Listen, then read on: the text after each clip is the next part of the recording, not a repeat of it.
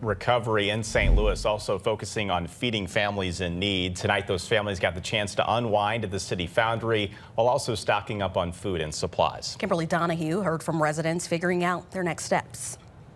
Well, it came like a Russian roulette. Yolanda Brefford says she was shocked by the power of the May 16th tornado in the central West End. All my windows crashed in, my living room wall caved into the bedroom, my neighbor's bedroom wall caved into our bedroom. Since the storm, Brefford's been staying in a Red Cross shelter. I'm trying to get back on track, but hopefully I won't be there too much longer. I can get back independent. Wednesday, Brefford and many other families affected by the twister got something they haven't had since the storm, a break. We're just really focusing on having a really family-friendly event to bring, families and childcare providers and those affected by the tornado together. The St. Louis Early Childhood Tornado Response Team and the City Foundry also collected food, hygiene products, and supplies for the affected. Donations even coming from other survivors. There are a lot of people suffering because, see, 2 blocks from where I live, it's just devastation.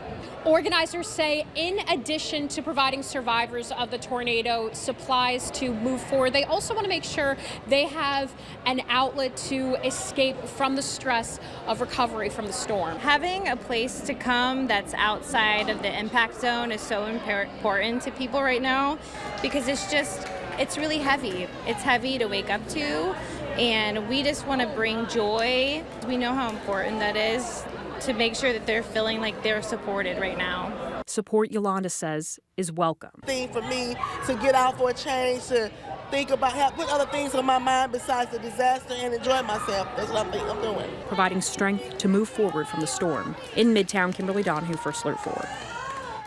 Another supply collection and donation drive is next Wednesday. After that, the organizations are going to shift their focus into rebuilding. Tonight, we